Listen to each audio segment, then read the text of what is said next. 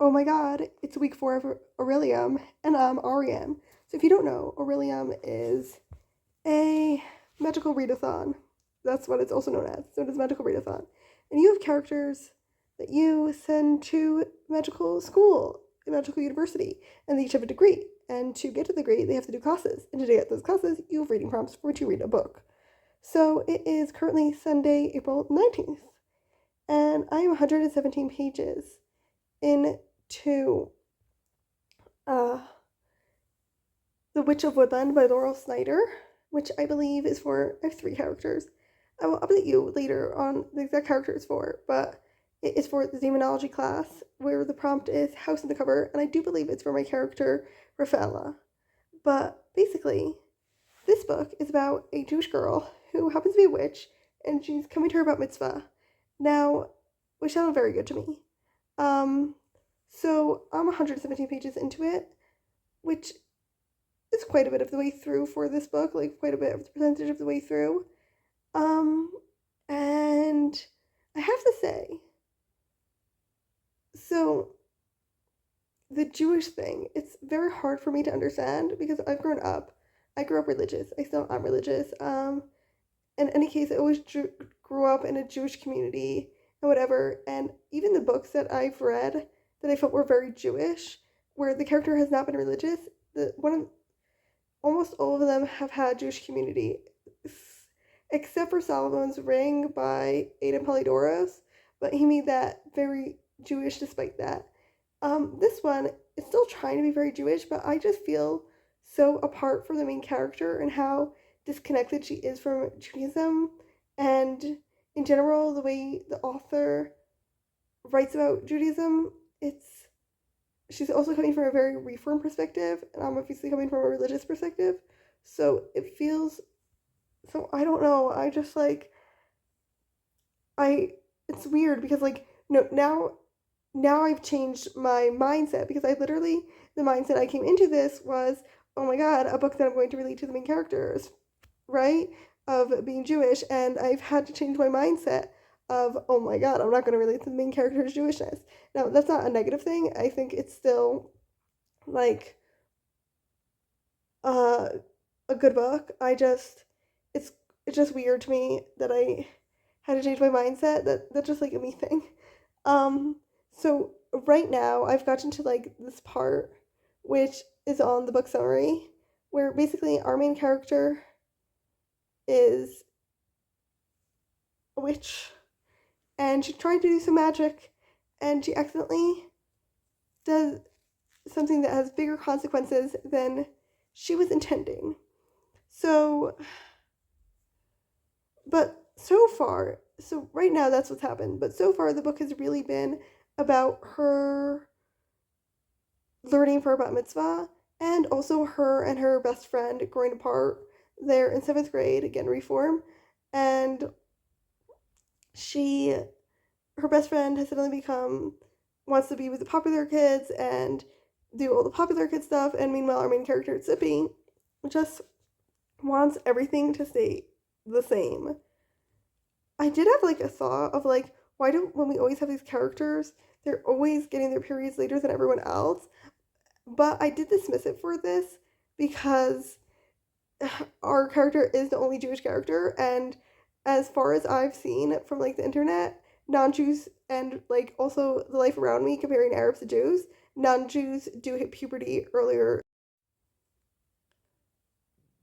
than Jewish girls. Hey, it is April 22nd, and I finished The Witch of Woodland 2 days ago.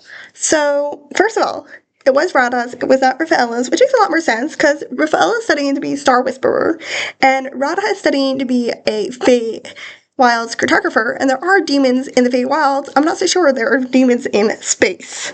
So it does make sense that it's for Radha. Now, about the book itself. So, basically this book ends up with coming to some conclusions about Judaism that I really disagree with, and because Judaism is obviously so important to me, it's hard to be objective about it. But let's try to be objective as it is.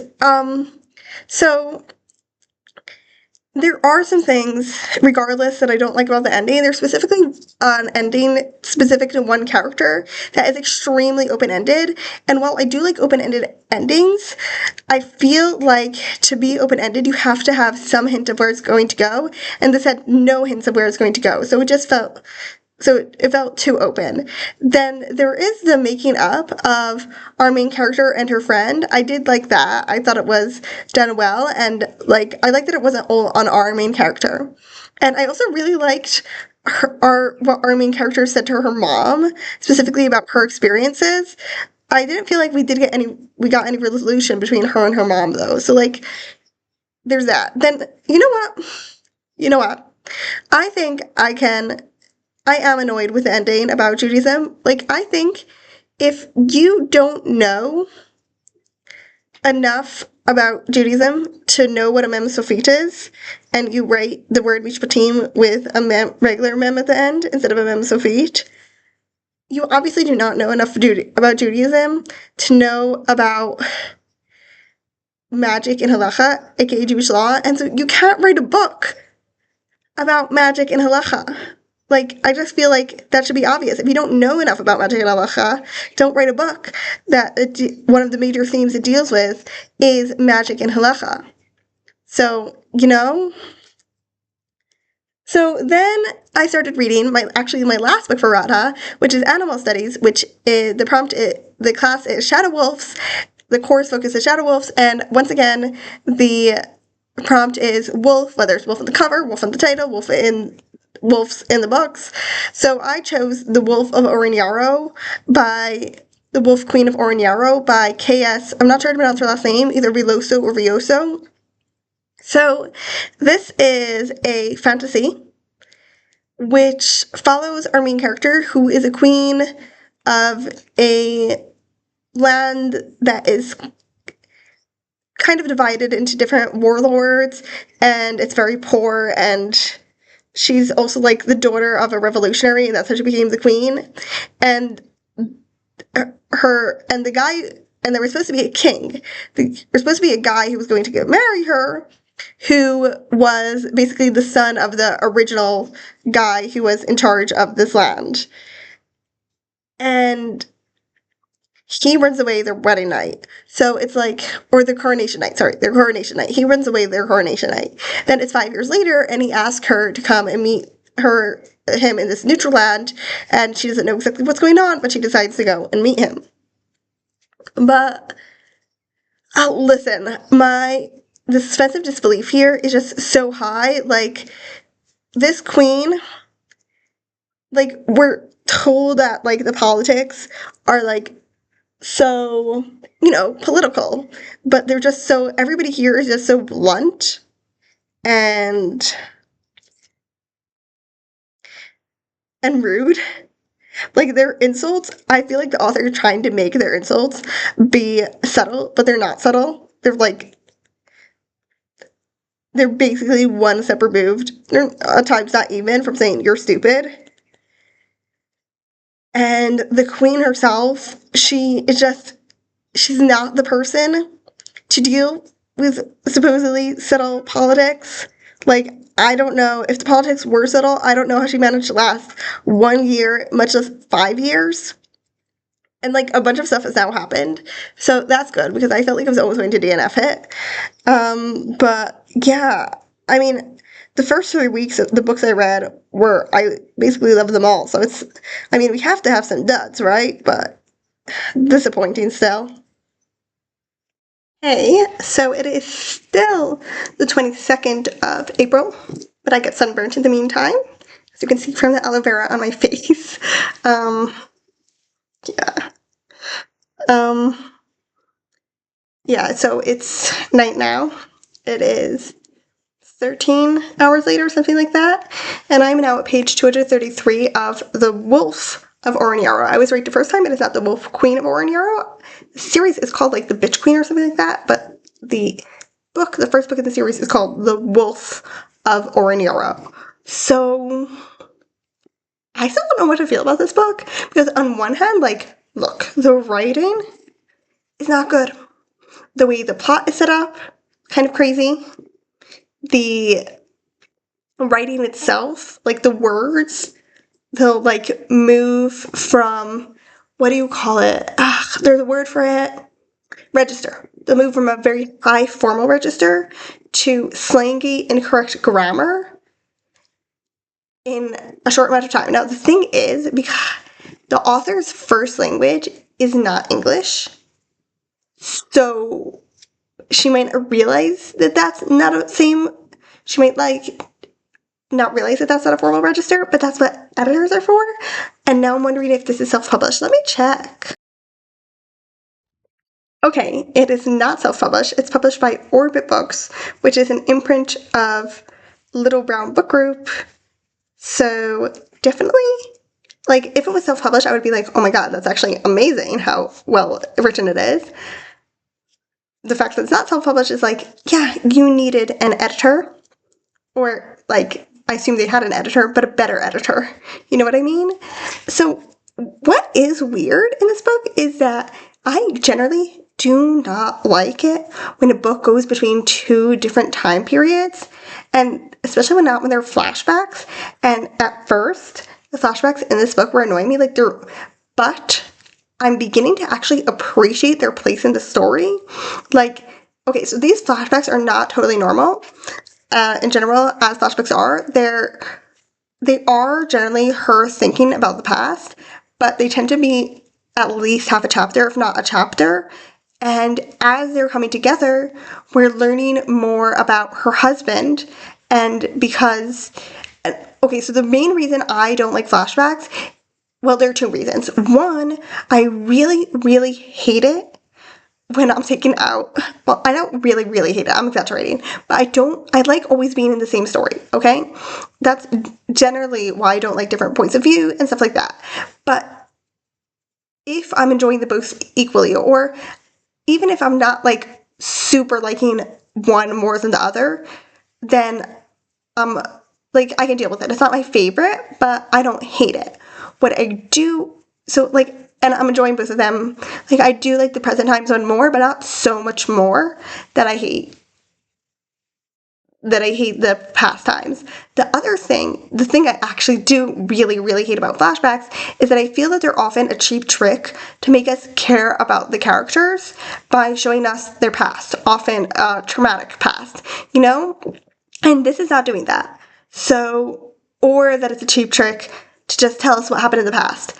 And I could argue that this is doing that, but I would actually argue that it's not doing that.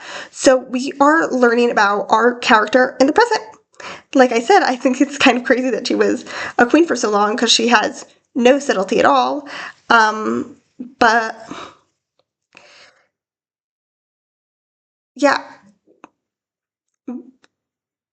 but I'm assuming we'll learn more politics to explain why that is. I don't want to give any spoilers, so I'm not going to say more on that. But what am I saying? But yeah, so we're not. Well, we are well, we are learning about her from the flashbacks. Obviously, it's just adding to what we learn now, and it's not like totally being like, okay, I told you about her in the past, so you don't have to know about her now. We can actually see that her at 11 is clearly the same person as her now at, I think, 27. So there's that. Now, the thing is, they are adding history. They are showing her past, but but I would argue that basically this whole book is set up about her traveling to this meeting that she knows is not the safest thing to go to see her husband. And as we go with her on this traveling and this meeting and everything that happens, we are encountering her relationship with her husband, but only from her eyes. And basically what the past is, and her relationships with a few more people that are no longer, with specifically another person who isn't here, but he still has a very strong influence on her in the present day. And basically the past flashbacks are, again, yes, they're adding the history, but again, they're just fleshing out those relationships. Like, if it was only about this guy who isn't here, I wouldn't like them, but because they're also with her husband, who is so present in the story, even though he's had barely any scenes, because this whole story is about her. The whole story begins with her going to see him. That it's literally, and again, the same thing as what I said is like, it's not just replacing her character, it's adding to her character. Again, it's not replacing the relationship with her husband. It's showing us, it's adding depth to it. Like, if it did not have this, the relationship, like, it would be kind of crazy. Like, yes, we have the reasons she gives us for why she's going to see her husband right now, but they're, you know, she may not be subtle aligned to others, but she can be subtle aligned herself. So they're not necessarily the best reasons. So it's actually adding depth.